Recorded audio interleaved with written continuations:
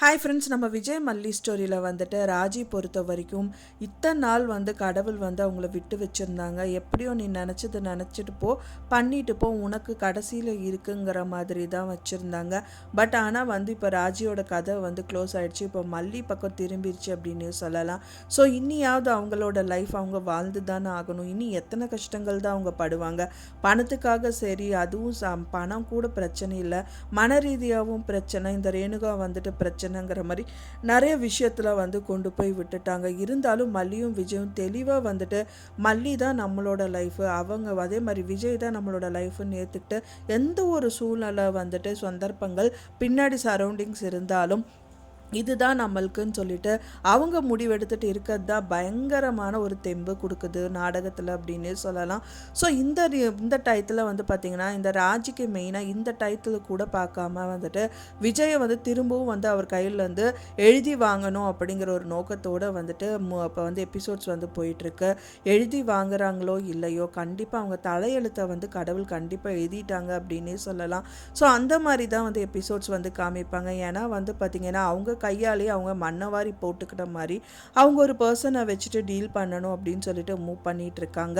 எப்படி வந்து பார்த்தீங்க அப்படின்னா வந்துட்டு இப்போது அவங்கள வந்து விஜய் வந்து ஜெயிலில் தள்ளணும், வெளியிலே வரக்கூடாதுன்னு நிறைய பிளான் பண்ணாங்களோ, அது எப்படி வந்து கடவுள் வந்து கரெக்டான ஒரு பர்சனை மல்லிக்கு அனுப்பி விஜயை வந்து ஜெயிலேருந்து வெளில கொண்டு வந்தாங்களோ, அதே மாதிரியே வந்து பார்த்தீங்க அப்படின்னா நீ என்ன வேணாலும் பண்ணு, காசு எவ்வளோ வேணாலும் செலவு பண்ணு, ஆனால் நியாயம் அப்படிங்கிற ஒரு விஷயம் இருக்கு இல்லையா. ஸோ அது வந்துட்டு நல்லபடியாக மல்லி கையில் தான் இருக்குது. மல்லி அண்ட் விஜய் வந்துட்டு நல்லபடியாக தான் இருக்காங்க. யாரோட சொத்தையும் யாரோட இதையும் வந்துட்டு பறிக்க நினைக்கல அப்படிங்கிற மாதிரி கண்டிப்பாக கடவுள் வந்து அவங்க பக்கம் வந்து கண்ணை திறந்துட்டாங்க.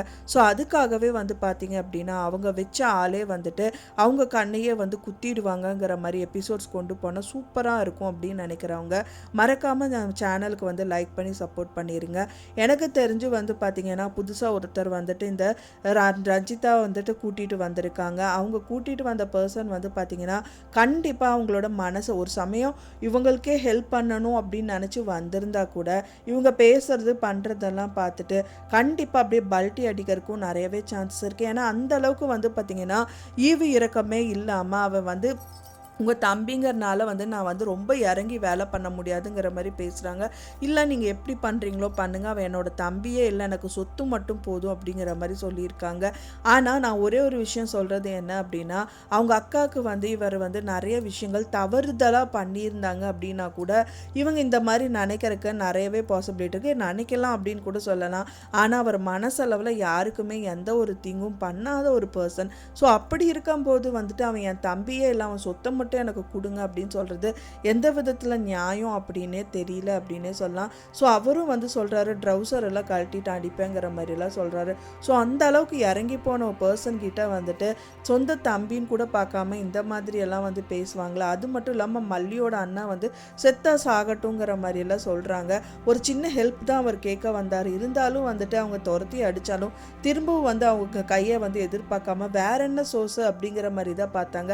அப்போ கூட வந்து விஜய் நினச்சிருந்தா அவங்களோட சொத்துக்களை ஏதாவது ஒன்று அவங்கள அடித்து போட்டு கூட குட்ரி அப்படின்னு சொல்லிட்டு பிடுங்கிட்டு வரக்கு நிறையவே பாசிபிலிட்டி இருக்குது. ஏன்னா அவர் வந்து சம்பாதிச்ச சொத்தும் கூட அவங்களுக்கு வந்து இருக்குது. ஸோ அப்படி இருக்கும்போது அவங்க கிட்ட வந்துட்டு அடிதடியில் கூட இறங்கி கூட பிடுங்கலாம். ஆனாலும் வந்து விஜய் அந்த மாதிரி பண்ணாமல் போய் தொலை அப்படிங்கிற மாதிரி சொல்லிட்டு அவர் வந்து திரும்பி பார்க்காம வந்துடுறாரு.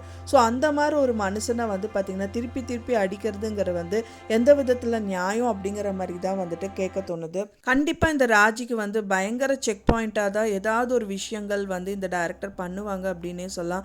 ஏன்னா வந்து கண்டிப்பாக வந்துட்டு இவங்க வந்து நல்ல ஒரு மெயினாக விஜய் மல்லிங்கிறவங்க வந்துட்டு நல்ல பர்சன்.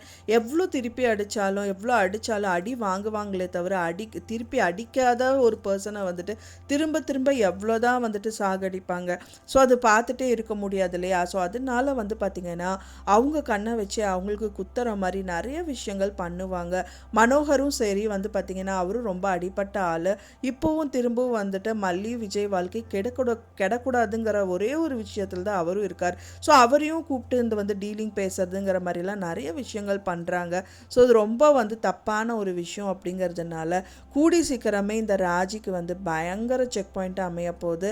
கண்டிப்பாக அதை பார்க்கும்போது திகச்சு போய் தான் நிற்பாங்க. நம்மளுக்கு போய் இப்படி நடந்திருக்கே, இதில் மீண்டே வர முடியாதே, இப்போ அவங்களாவது கீழே விழுந்தாங்கன்னா எந்திரிச்சு நின்றுறாங்க, ஆனால் இவங்க கீழே எந்திரிச்சாங்கன்னா கீழே விழுந்த எந்திரிக்கவே முடியாத ஒரு சூழ்நிலையில் தள்ளப்பட்டுருவாங்க அப்படின்னா அவங்களுக்கு எப்படி இருக்கும். ஸோ அந்த நிலைமையை பார்த்து தான் வந்துட்டு எபிசோட் மூவ் ஆனால் சூப்பராக இருக்கும் அப்படின்னு நினைக்கிறேன் ஃப்ரெண்ட்ஸ். நான் சொன்ன இந்த தகவல் உங்களுக்கு பிடிச்சிருந்தா மறக்காமல் லைக் பண்ணுங்கள், ஷேர் பண்ணுங்கள், கமெண்ட் பண்ணுங்கள், சப்ஸ்கிரைப் பண்ணுங்கள். மேலும் இன்னொரு மல்லி சீரியல் அப்டேட்டோட நெக்ஸ்ட்டு மீட் பண்ணுறேன். தேங்க்ஸ் ஃபார் வாட்சிங் மை வீடியோ ஃப்ரெண்ட்ஸ். நெக்ஸ்ட் வீடியோவில் பார்க்கலாம்.